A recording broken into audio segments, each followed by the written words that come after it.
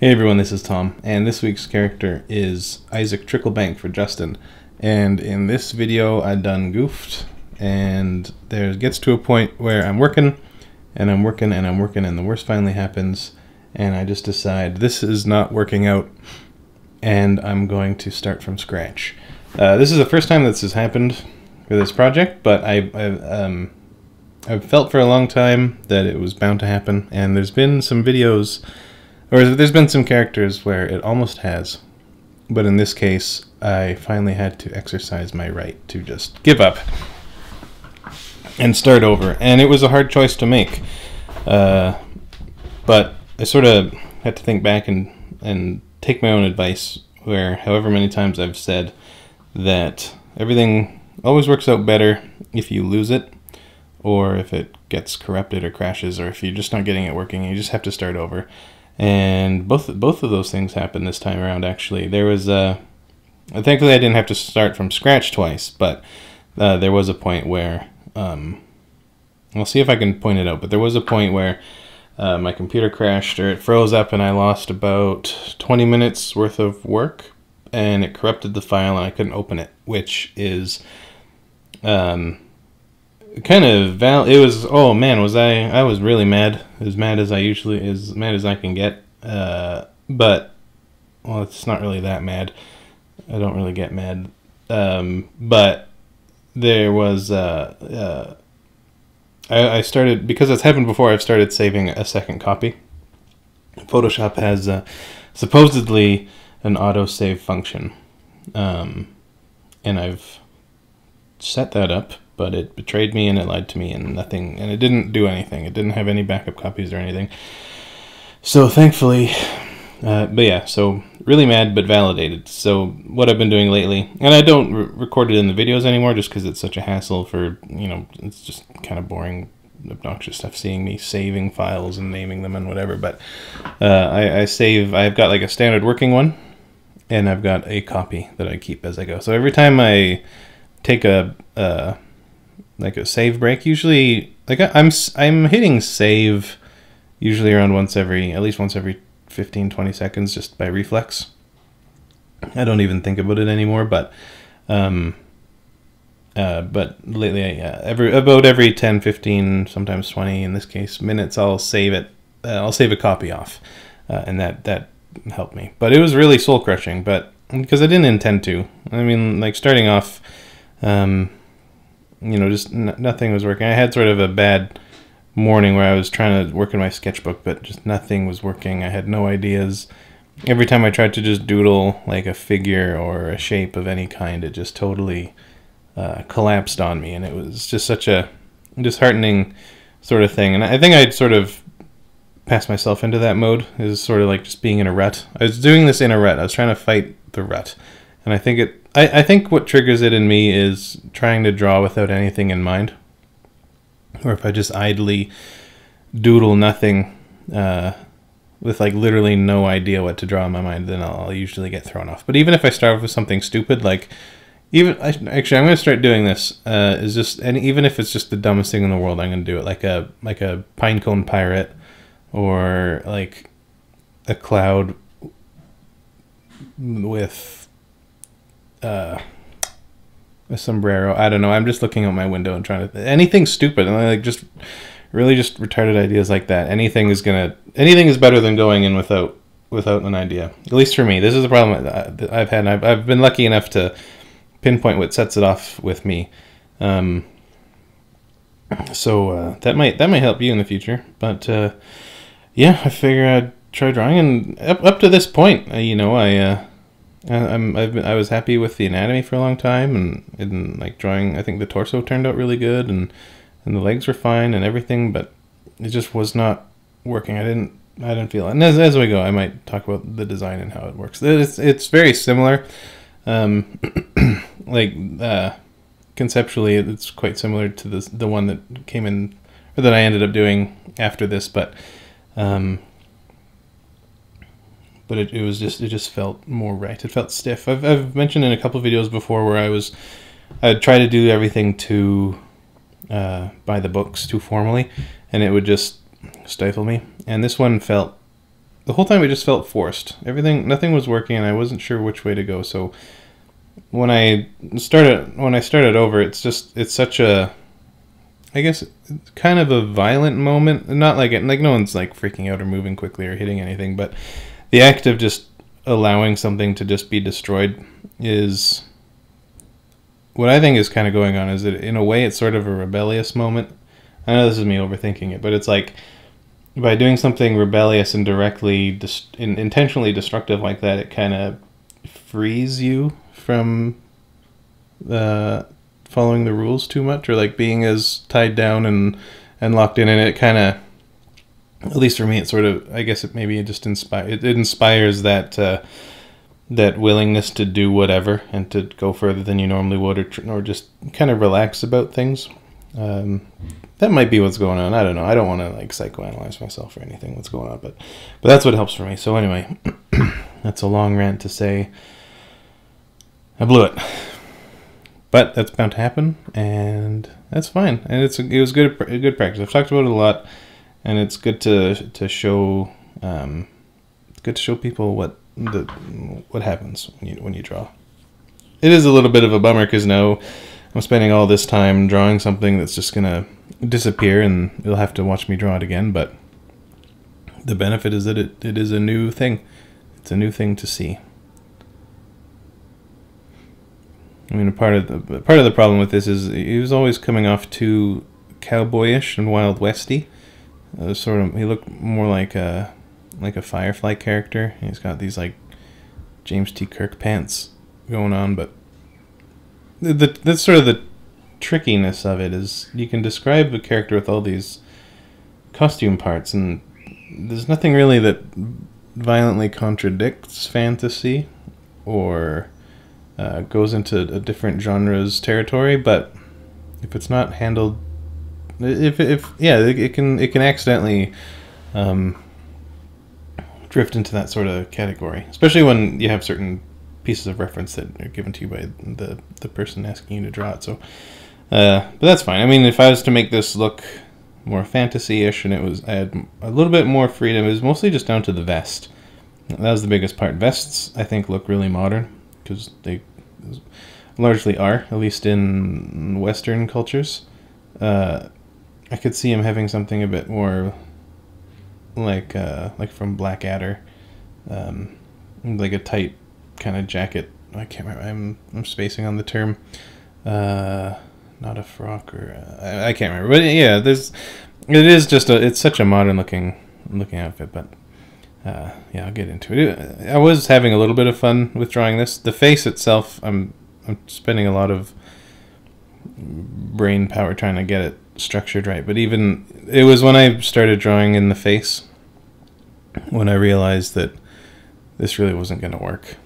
It just wasn't working. There's something about the brow and the cheekbones that they're sort of operating on their own separate planes, and the chin, and I couldn't figure it out. I couldn't, like, it's kind of like a sign of knowing that I'm in a rut is when I just can't manipulate something into the right position, and it's just not going to work. And yeah, at least I'm getting a lot more comfortable with knowing when to quit, or knowing when to give up or start over. And it's not really like giving up. Like, I'm not saying this is a bad thing, but it's just even getting used to knowing when to not pursue something is a good idea. Or it could be called a skill to have, I guess. It's sort of like an extension of like knowing what line in a sketch is going to work or not. So like if you're sketching something, you're watching anybody drawing, and you'll often see them kind of go scritch, scritch, scritch, scritch, scritch over the one same line trying to find the right one. And that's them sort of testing the waters as they go forward. That's that's the point of sketching, is to sort of tease out these forms and lines and shapes gradually and sort of laying it out. It's sort of like walking across like really deep snow. If you're on top of the snow and you put the stick down through the snow to find out where a good solid spot to step is going to be, or like where you shouldn't go. trying to find out where the danger zones are. It's kind of like that, but that's a part of drawing that people I don't know what you could say about it, but yeah, sketching and drawing. Yeah, it's about putting stuff. There's a huge thing to be said about putting stuff out there, putting marks down, and being able to say, no, that's wrong, no, that's wrong, no, that's wrong, no, that's wrong. There it is. And then you do the next one, and it's, no, that's wrong, that's wrong, that's wrong. There's the line I need, and then the next one, and the next one. And it's just that over and over and over and over again. And that's, I would say that that's largely what drawing is, especially early on. Eventually you get to the point where you've drawn things so much that you can do them with less lines, but there's always going to be the iterative lines where you try out the different steps and stages and different lines. And and I guess this is just sort of like a late stage version of that, where instead of a line or a blob of color, it's a whole figure. And I do get pretty far. I get to the color stage. I mean, you'll see. If you're going to watch these videos, you'll see how far I get.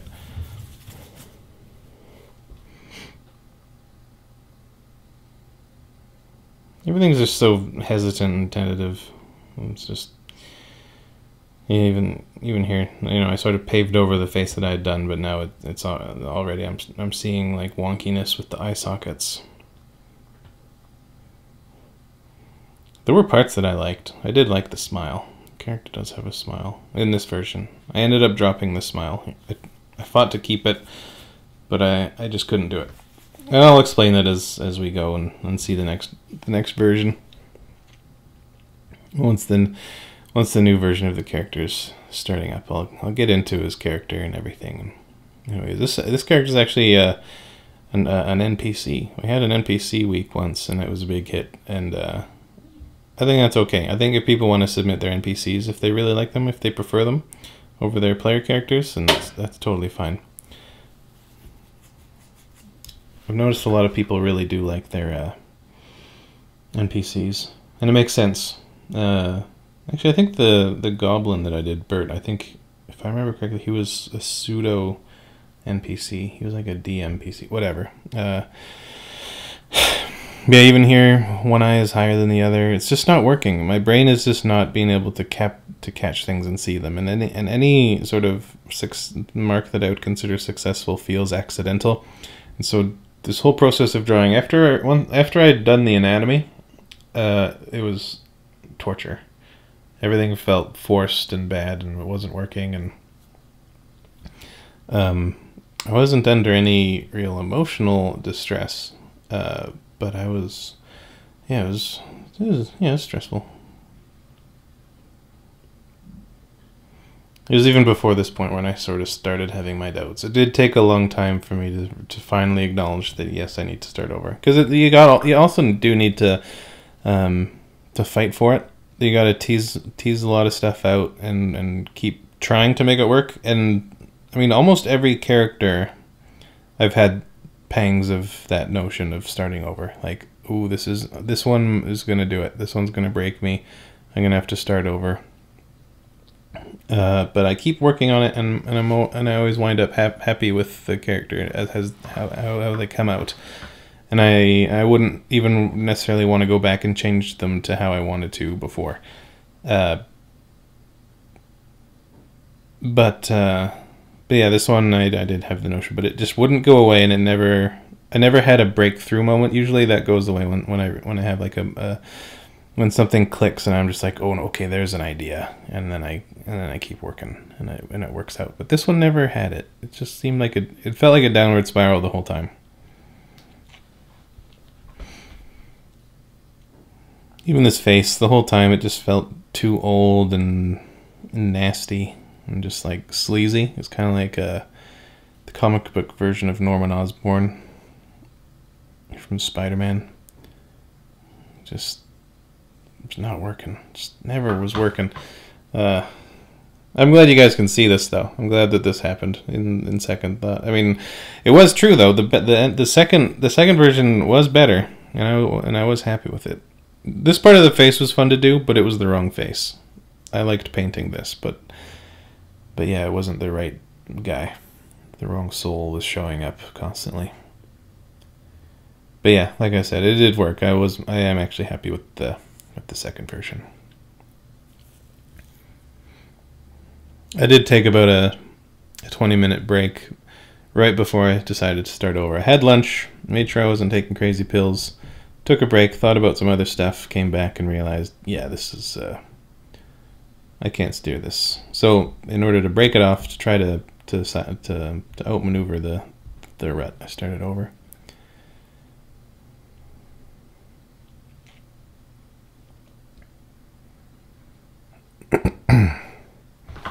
Clownish and nasty. I mean, this is going to happen. This is sort of one thing I've been thinking about a lot lately is the benefit of practice and exploration. And a lot of younger artists don't ever have it explained to them why you should explore stuff. And why you should try out different techniques and things. We're always telling them that they should. And that, I mean, exploration, what a neat word. You should do that. Wow, how exciting. But no one ever knows why. No one's ever shown why. And I was watching a video. I was watching an Ethan and Hila video about makeup, and they were following a tutorial. There's this husband and wife pair that makes these funny videos that apparently is really popular, and I just started watching them on YouTube. What they were doing, they were following a makeup tutorial, and it was like the makeup involves layering different values of makeup in order to like accentuate facial features and contour things and what have you. And the whole process involved like all these different sort of clownish steps that if you had never seen the process taken to completion, you would never have thought to work this way yourself. You would never think, I'll put this lighter tone here in these hard blobs, that'll do, and then I'll take these darker blobs and put them here, and it's going to be stark and gross, and then I'll just blend them and it'll work. You don't look at something, okay, there it goes, it's over. The nightmare is over. You don't. No, I don't think any artist really thinks that way unless they're trying to do it deliberately and they're already in that mode where they're desiring to explore and try something out. But it made me think about how it's like, yeah, no one thinks about what's possible.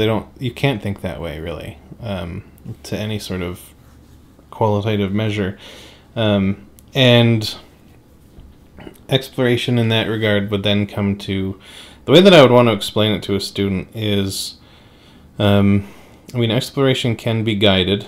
You can watch tutorials and see how somebody works, and they'll take weird steps.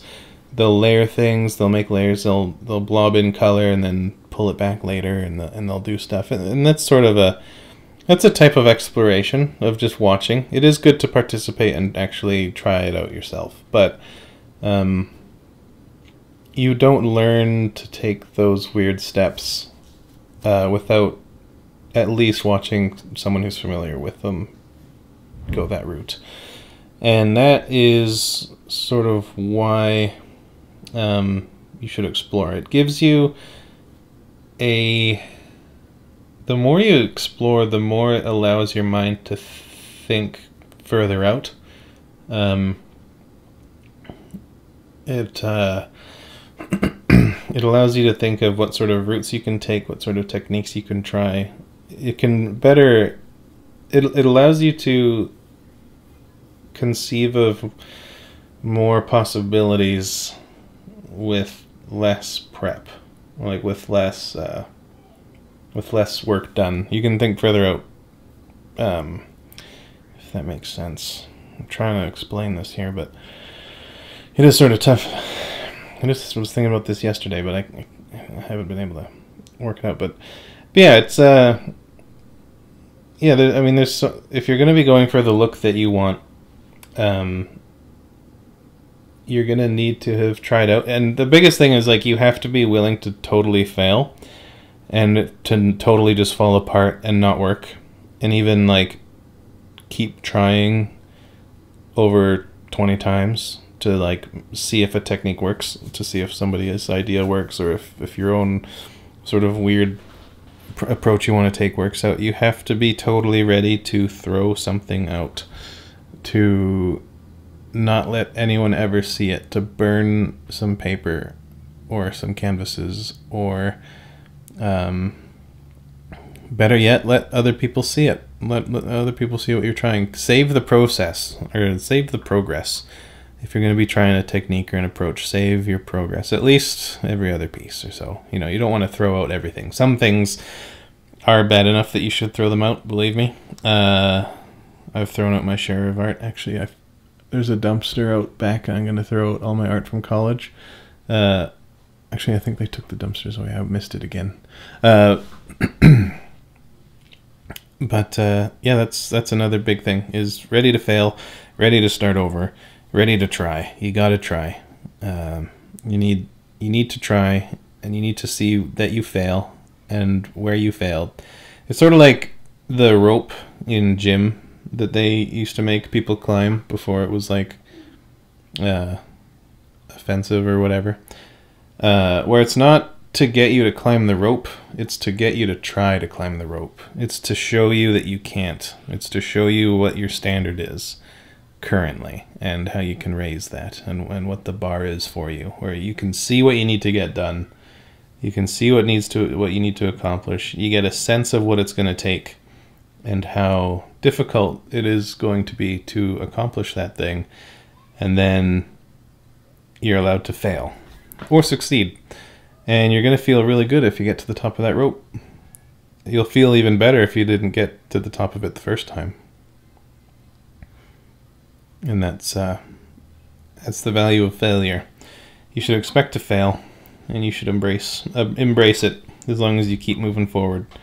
Because, man, I would say I usually put it around, be real, yeah, like 80 to 93% of my art is garbage that I never want anybody to ever see. Stuff that I draw in my sketchbook, never want. You're never going to see it. And yeah, that's normal. Same with I expect a lot of other people are the same way too. It's not even a matter of being your own harshest critic. It's just true. It's literally just garbage crap. I might show one page one day, but we'll see. So anyway, this is the second pass. The anatomy is quite a bit more naturalistic. I guess realistic is another way to say it. A bit more dull, but that's normal. It felt more proper, and it's actually, I think, like I was proud of how it went. I drew that arm, and then I forgot how I preferred the other pose. The expression took a lot of working and playing around with. And I'm going to go through the description of the character that I got from Justin, and then I can talk about why he's making this weird face, and then eventually why I decided to not include it, even though I think that he was right to describe the character this way. But I just couldn't do it. Or I just didn't think that it would have been appropriate if I had been doing it. Okay. So my favorite character is named Isaac Tricklebank. I've played 2 different versions of him now, and a third is now a big player NPC in my homebrew campaign, as I have mostly made the switch to DM.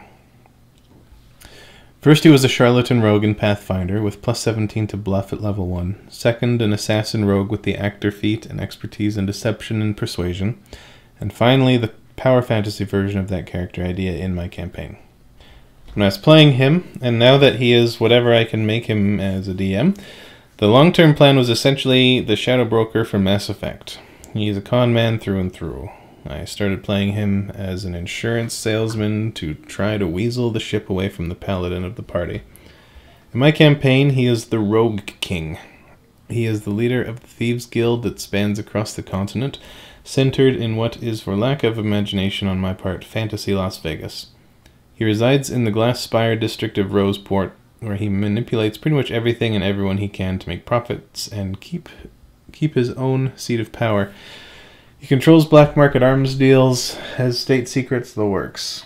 His biggest secret, the one that no one knows but himself, is that he has an orb of the Achroma, a glowing golden orb golden yellow orb that traps an ancient and almost forgotten goddess of luck. He has found an ancient rite that allows him to siphon her power and manipulate the luck of himself and the people around him. These are the major MacGuffins of my campaign, and the reason the party will eventually come into contact with Isaac. Using this MacGuffin, he was able to go legit and take a real seat in the inner workings of Roseport as a major businessman, and from there build that into his legacy as the Rogue King, de facto ruler and protector of Roseport. From this seat of power, he protects the city through utilizing his underworld connections in conjunction with the abilities that legitimizing grants him in the wider world. His network of thieves and spies spread throughout the continent and infiltrate every other major city of power. According to Isaac, the right power plays at the right time. He has become somewhat mythical in the eyes of the residents of Roseport, and in many ways, the eyes of any who would choose to make him their enemy.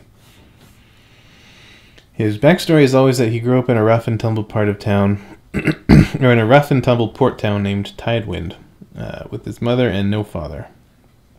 He took to the streets at a very young age, and learned the art of sleight of hand and deception. He had a natural talent for lying and manipulating a mark that only became more owned with age and experience. Soon he was running with the local thugs, and making more right moves to work his way to the top of that small food chain. Before long, with easy charms and ability to say the right things to the right people and dance his way through those lies, he had the entire town's criminal element working for or paying dividends to him. From there, he set his sights on Roseport and made his way into the city and the Thieves' Guild there. He is human, 27 years old, pale skin with short copper hair, which he keeps greased in a very Don Draper-esque manner. He has no facial hair, and his face is unmarked by scars, which is an important distinction given his history. When he smiles, it's always with his mouth that never reaches his dark green eyes. When he smiles at you, it gives you the feeling that he can see right through your deepest secret. And likely he already knows what it is well before you ever get to meet him. He is silver-tongued and carries himself with the ease of knowing that more likely than not he can get whatever he wants. I'm not sure how realistic this is, but I always imagined him with a leather vest that was functionally his armor, but was indistinguishable from just a fancy vest that a guy with a lot of style would wear.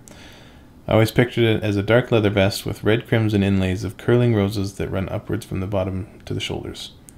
There's a gold chain reminiscent of a pocket watch chain that comes from one of the buttons of the vest and runs into a pocket. Under the vest he wears a long-sleeve white fancy dress shirt. I really just like the idea of a well-dressed rogue, I guess. And he includes a link to a picture of a vest that he likes, that their vest that I do is somewhat based on. This is a pretty good reference for my visual picture, the way the collar, I think, is. The large folds and the buttons in the middle, but made of silver. Under that is the white shirt, buttoned up except for the very top, which he leaves open. He wears dark black pants with no design, very simple, form-fitted and elegant, and black leather boots. Around his waist is a dark crimson leather belt that holds 2 daggers, one on each hip. One of them is the Dagger of Venom from the 5th edition Dungeon Master's Guide, and the other is a +1 dagger with a total opulence thing going on. Golden, intricately designed with hilt with some gem action. Strength 9, Dexterity 20, Constitution 12, Wisdom 10, Intelligence 14, Charisma 18. Oh, and a follow-up email, realized I forgot to mention Isaac's physical build. He is thin but muscled, roughly 5'11". He also has a strong jawline. Also, a friend read the email I sent and pointed out that my description of the way he smiles was confusing. Smile that doesn't reach his eyes. I meant that when he smiles, it doesn't show in his eyes, sort of a tell that he isn't being sincere. You can tell your friend that he is wrong, and that I understood it immediately in the first email, just so you know. If you have any, and yeah, that's it. So that's the description. And by now that I'm done, I've gotten rid of the smile. The reason why, and I thought the smile is a great idea. I think it made perfect sense. I thought it was a great thing. The problem was that I just couldn't get it to work and make sense. It would make a lot of sense, and it would be great if it was an animated figure, or you saw some sort of, you know, there's some sort of motion, or you see the character in more situations than just this one pose. But with just being in one pose, it looked, it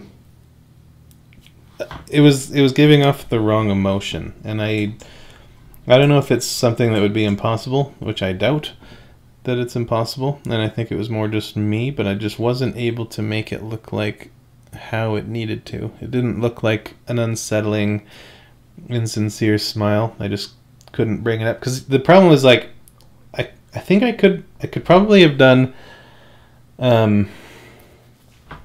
it just looked way too silly. I think I could have done an insincere smile with dead eyes, but a big charismatic smile with dead eyes just made him sort of seem like a creepy cartoon character, and I just couldn't do it. So I just went with the the end result is something where I was just sort of trying to go for, like, he's mad and he's sort of ashamed of himself, and he knows that he's a sham, and he's looking at this orb that gives him his true abilities, and he doesn't know if anyone likes him anymore for real or whatever, and he's just sort of falling apart. And no, well, I guess maybe not really falling apart, but you know what I mean. He's like he knows what's going on. He's not thrilled about it. He's got nothing to be proud of, not anymore. Yeah, so that's what I went for. I just couldn't do the smile. Just wouldn't work. Because it's got to be a sincere looking smile. He's charismatic, so it's got to be, like, real. But yeah, it just wasn't working. It was looking silly. It was looking a little bit Jared Leto is the Joker-ish sort of thing. I've seen some pictures online of that, and it just was reminding me a lot of that too. And I wasn't having any of that.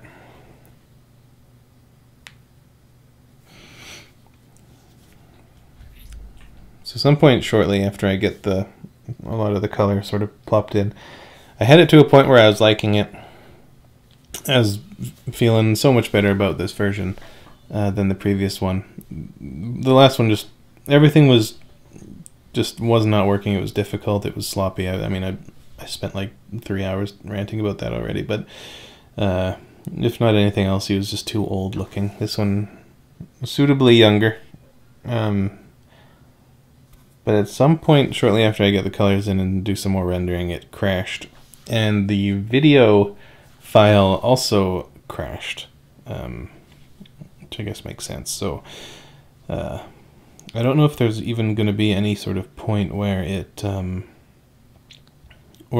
like clicks back to an older version or snaps weirdly. So you don't need to worry about that happening.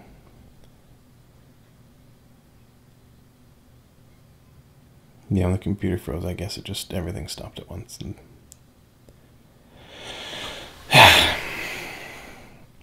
seems to be a recording problem with my computer, but I did try. I did follow some tutorials somewhere, so hopefully it won't happen anymore. But let my suffering be a warning to you. So if you have a computer that's prone to freezing, it might be a Windows 10 thing. But if yeah, save a second copy every time, every like 10-20 minutes or so. Save a copy. Now it's about this time as well that I noticed that the head is really big. When he was nude, or like before the costume showed up, I didn't notice it. I thought it looked perfectly acceptable, perfectly suitable size and scale. But I decided to just keep working at it this way, just at this scale. Let it be big, that's fine. It's just, if I shrink it now, it's gonna require its own, like I can't shrink every layer the same accurately that has any sort of information on it about the actual character. So like I can't shrink the occlusion, and then the skin, and then the blushing, and then the hair, and you know, I can't just do that. That's just gonna be a hassle. And then if I just copy it all and shrink it together, then that's going to be a bit of a hassle too, because then I'll just have to paint over stuff, and it's going to be a little bit more difficult to keep everything consistent from the paint over layer to the other stuff that's still going on with the other layers as I like to work. So I just worked on it this way, and then it was big enough that it's something that I'm not going to be able to overlook.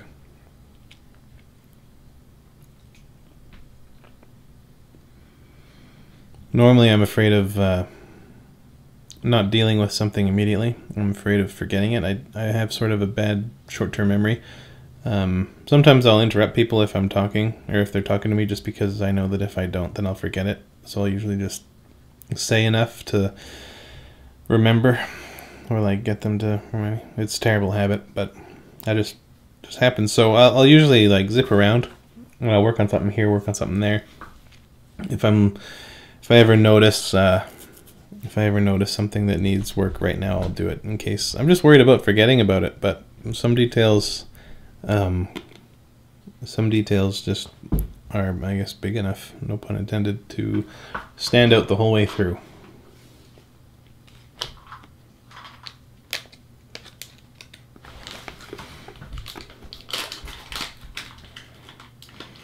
Excuse me, I'm just grabbing a lozenge. I've got some Fisherman's Friends. I've had so much of these lately. The original Extra Strong, if you're familiar with Fisherman's Friends, they're really strong eucalyptus lozenges, and I've been having so much of them now that I can even drink water with them in my mouth. If you've never had them before, they make water hurt your mouth because of how cold it feels. It's like drinking the coldest water. Anyway, it's just a little window into my life right now. I also have a cat in my room with me, so if you hear that crunching sound, that's him eating his treats. He has a ball that he rolls around and treats fall out. And I don't like to interrupt him with that, so I like, it's nice when he plays with that. So with this character, it was largely a matter of including just objective details that were mentioned. You know, Don Draper-esque hairstyle, the vest that he wears, the white shirt, and the simple pants. After I read the description the first time, I thought, oh, this one is going to just take a little while. This is going to be the fastest one. White shirt, red vest, black pants, simple black shoes, or boots. I thought this was going to go really quick, but it did not take. It did not go really quick. But that's a large part of that is just from starting over as well. Yeah, it was fun. The simple characters are simple characters are going to be simple. It makes sense that a wealthy character would be simple. I mean, depending on. I mean, he does. I'm picturing him often being in an office, or some sort of like fantasy penthouse suite, like a top floor looking down over Main Street or whatever sort of district that where all the money goes. So it made sense to me that he would be not over encumbered with things. I mean, I just stuck to what was described there, really. And it was actually kind of nice to just work on a simpler character. But with that comes extra consideration, or at least stress, about getting the character right, getting the personality, getting the pose and the expression, thinking about materials and what have you. It's sort of like a compensation thing, where the time is going to need to go somewhere, the work is going to need to show somewhere. Especially thinking of this more as illustration than a piece of concept art. If this is concept art purely, there's a lot to be said about keeping it even simpler and doing it much faster, much less detail, much less rendering. But the thing is, something that you could put in a character book, or like print off on your character sheet or something. It should have a bit more of an illustrated quality. So, well, also if it was for a movie, maybe you'd do another. If you can, some more details or something, just because it's realistic. But I can't remember what I was saying. But oh yeah, but I mean, the time is going to be spent. I'm not going to try to, do this in like a couple hours. I did end up spending the same time as I usually do on this one, but just to try to make sure that it's all working. And the face is. I think the face in this case is a good example of me like going back and touching stuff up and coming and then working on another part and then coming back and working on this part and then coming back. You can easily get used to something, like say the face in this case, and it's working, and then you go and look at something else for a while, and then the face doesn't look so good anymore, and then you got to come back and tweak it, and you can expect that to happen. That happens to me quite a bit, especially if I'm ever working on something that includes a likeness. Sometimes you're just getting it and it just works and it feels really good and perfect, and then it just goes back to being a little bit wonky. You sort of get used to it in your mind. You keep picturing it as being right on. Like you work it enough that you get it, and then your mind remembers it as being better than it was, and then you come back and look at it and you realize that you tricked yourself, and that's no good. He was looking a little bit young and not masculine enough, so one thing I did about 30 seconds ago is I changed the shape of the back of his head. I made it bulge out less. Smaller cranium, smaller head overall makes him look taller and stronger with the bigger body in proportion to his head size. But also having a neck that goes straighter back up the back of the neck makes him look more muscular and intimidating. Makes him look stronger. And okay, I think that if he's going to be described as like this power broker who's confident and has a well-defined jaw, I think that's going to be implied. I think that's going to come with a lot of extra testosterone. Or not even extra, but he's definitely going to be like testosterone-y, masculine looking. So that's like a little subtle thing. I don't know if it's like if it's that blatant to people. I notice that sort of thing, like the back of the head being kind of flush with the neck. I remember when I was a kid, I saw there's some special version of an issue of Hellboy, and I think Ed McGuinness was still doing the art then, but it was like he went back in time or something to like 1960s Spider-Man or 1970s Spider-Man. I think it was 60s Spider-Man. And he was, and when he went back in time, the style changed to look like it was from the comics from the 60s, and it always stuck with me. But there was a diagram that he did when he was exploring the difference in style, and in the modern art, he pointed out that the back of Deadpool's head is flush with the back of the neck, but in the Spider-Man era, the characters had the back of their cranium stick out and kind of bubble out past the back of the neck. And and seeing those sorts of observations, that sort of stuff sticks with me, and that one did, and that's something that now when I'm working, like I'll attribute those sorts of traits to things. I think, well, at least, like when I think that they're accurate or when they're onto something, I like to keep that stuff, or that stuff sort of comes in mind. You start sort of looking at the world and looking for details like that. That's why I recommend getting the art of books, whether you own them or you go to the bookstore and look at them for a couple hours while you're there. Seeing another artist's process and notes and their little observations and sort of little things that they pay attention to or notice or jot down, that stuff is, I think, really important for other artists to take note of, especially young artists that are growing up and developing their own skills. I was looking at the work, being able to it's like in math class when your teacher says to show your work. You kind of want to see the process. I think that's incredibly valuable, and to me it's even more interesting than final art. I'd much rather look at somebody's sketches than their finished portfolio pieces. You learn more about, I think you learn more about the art creation, the thinking process.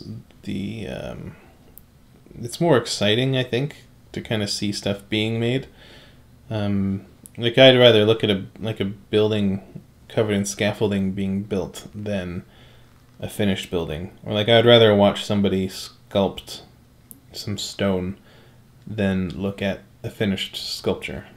That might just be me, and I can certainly appreciate a finished piece of something, but I've always just really liked the sketchy stuff, and things where you can see the marks, things where you can see the process. there's value to it. To me, it's just more interesting because your mind sort of tells you what the finished product is going to be like. I imagine this is me just trying to justify my existence here, but I think it's like your mind can sort of, at least in my mind, it's just sort of, you kind of look at it and you're like, yeah, okay, I get it. Like, yeah, I can see the finished thing, but you also get to see the secrets behind it. You get to see all the. It's like having every magic trick explained to you. And I don't know about you, but I like that. I like having the magic trick explained. That's fine. So, the inlay, the rose inlays going up the shoulders. Just as described.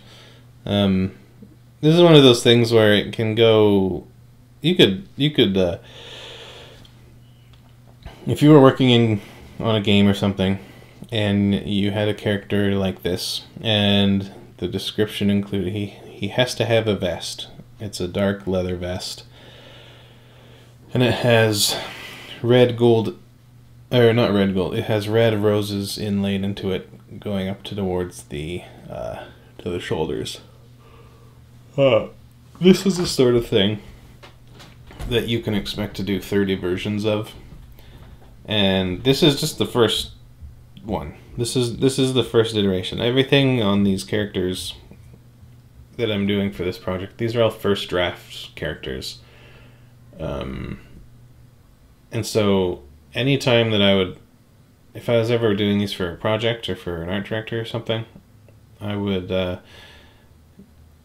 do one of these and then get it back with a bunch of notes, or it would say not even close, or it would say let's try one who looks more like this, or let's try one that feels younger, or isn't so wealthy, you know, depending on who's critiquing or whatever. It could be more general or it could be more specific, but I mean, I guess it sort of goes back to what I was talking about earlier, but you got to be able to ready to just let something go. You got to be able to not take things personally. You got to be able to just start over. You got to be able to not only start over, but start over in a fresh direction, or take something that you've done before, like this red vest, this rose vest, and do another version that would still fit the character, but it would be totally different. And that's one of that could be a scary thing, I might think, is to somebody who's not used to doing concept art or exploration of this sort. I mean, I make a big deal about being able to get a read on a character, or designing stuff that suits them, making sure that everything works with who they are and what they are. But then I'm always just doing the one design, and I'm hoping that doesn't give anybody the wrong impression, where this is the one design that explains this character or fits this character, describes them. That is not the case. So if I've given that impression, I must say now that is not my intention. There could be 100 or more. There's some sort of number of designs for this character that would fit them very well. That would do the job as perfectly as this one, or much better. That would just take exploration and development, and you know, the way that the roses fall on the vest, or they spiral or not, or how big they are, how many there are, what style they're in, how they're attached, what materials are being used, the shape of the vest, the colors that you use, what sort of what kind of armor is it going to be, how does it line up, what's going on. All those, every single thing that I do on every single one of these characters could have just a huge amount of variability, or coming at them with a different approach. And I think that it's almost more of a matter of internal consistency than getting the right design. Perhaps. Now, there's such a thing as wrong designs and stuff that's just way off. There's definitely that. But there's also there's always going to be quite a few right options where the biggest challenge is going to be just putting your foot down and picking one. But I think as long as you're not contradicting the character and everything on the character works together, you're in good shape. It would work as a good design. It doesn't, because the way that there's not going to be a perfect design. There's not going to be a best one, but there's going to be a lot that are right.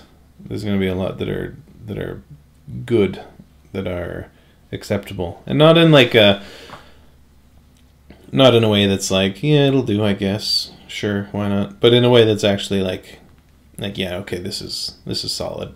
There's solid and there's way wrong, but is there perfect?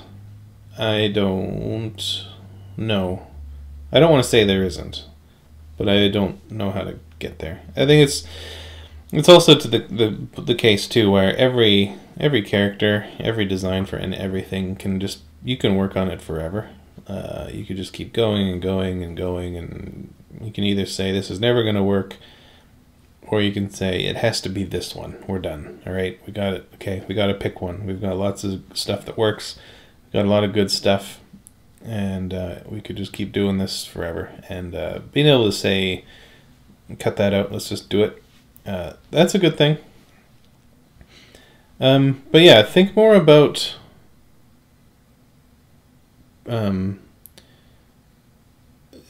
does this work for the character rather than is this the only way the character could be?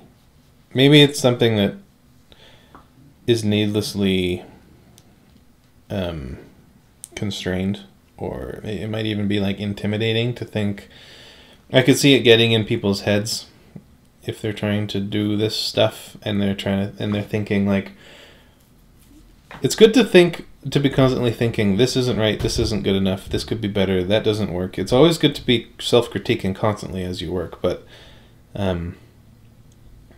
there's also forgiveness and exploration, and I guess that sort of goes back to what I talked about before, where exploring ideas, exploring techniques as well. I mean, I talked about exploring techniques first, and this would be exploring ideas as well.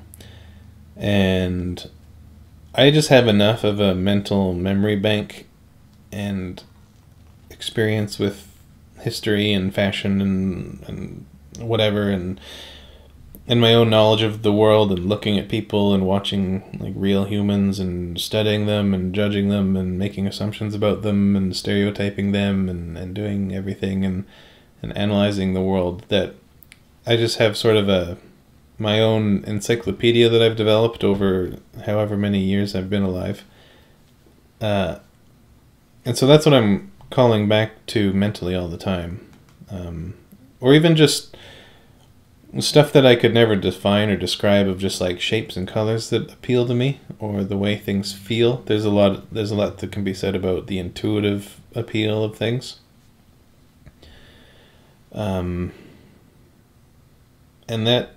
that stuff can just come out naturally, like your own aesthetic, your own style. I know people get scared about style and want to ask about style all the time, and how do you get your style and everything. There's definitely a lot of good videos with discussion about that topic on YouTube, and it might be a good one for me to do a video on, is like finding your style and when and how, and worrying about that.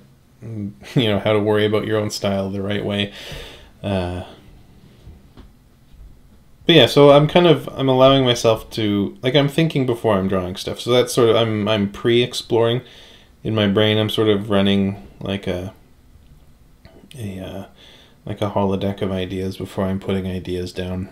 And and with a lot of stuff, it just sort of comes down to, it's just going to work out some way. Like there's a lot of stuff that's just intuitively, I just know immediately that it's going to be wrong, or there's stuff that I just think like, yeah, this will do good, I'll put that one of those there, and if I have this, then that informs that. That's another thing too, is like, as you're working, what you've already put down informs what's going to come up next.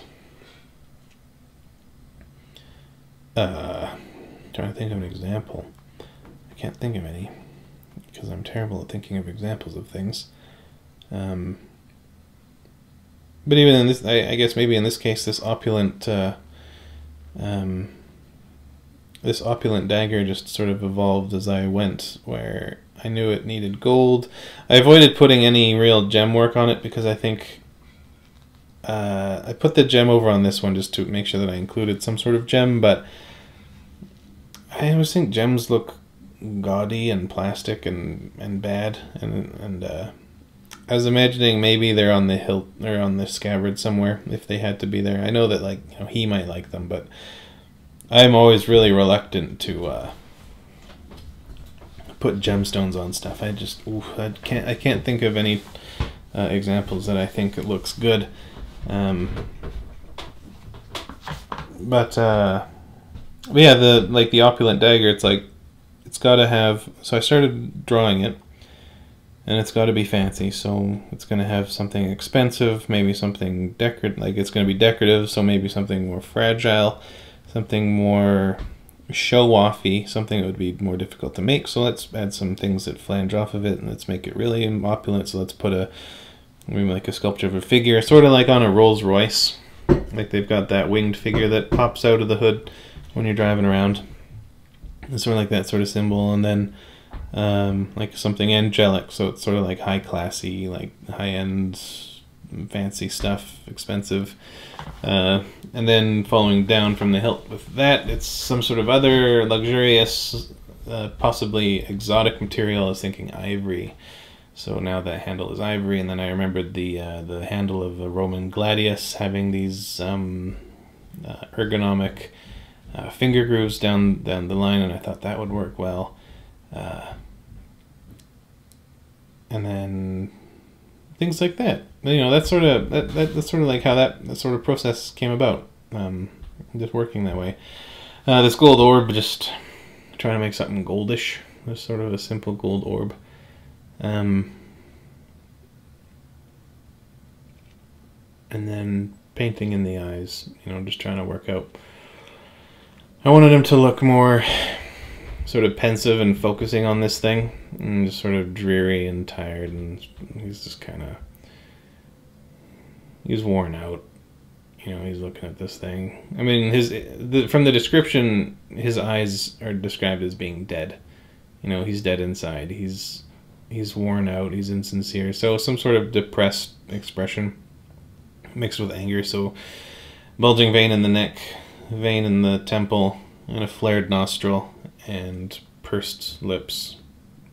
You know, something subtly exasperated. You just know that he's about to sigh. I did forget, though. I'm going to start admitting when I forget things, and thankfully it doesn't happen much, but I did forget to go back and make him red. I was going to make his face a bit red, like he's like really ticked off. But I forgot. Although now that I look at it, I probably wouldn't. He's already got red hair, and there's a lot of red going on, so I don't know if it would have read properly. No pun intended there. So I forgot, but I don't regret forgetting. Oh, and the pattern on the shirt. I was desperate to try to make it look more fantasy and also sort of expensive. So I figured let's make the shirt out of many pieces of fabric rather than just big simple sheets. I think that would be a... Because then it shows craft, it shows handiwork. There's and then the shoes I made very simple. If his pants are really simple, I picture him having sort of like keeping that monolithic, simple, graceful, clean. It's, you know, his attention is up at his face. He's got this red, these roses around his head and everything. Like he's not trying to distract you. He wants attention. He wants to be able to direct attention. And he wants it up near his face. He doesn't need you looking at his feet. He's got sleight of hand skills and everything. He doesn't need that. So anyway, thanks for hanging out with me while I rant about everything. This was Isaac Tricklebank for Justin, and he was really good to work on. I don't like saying fun. He was rewarding.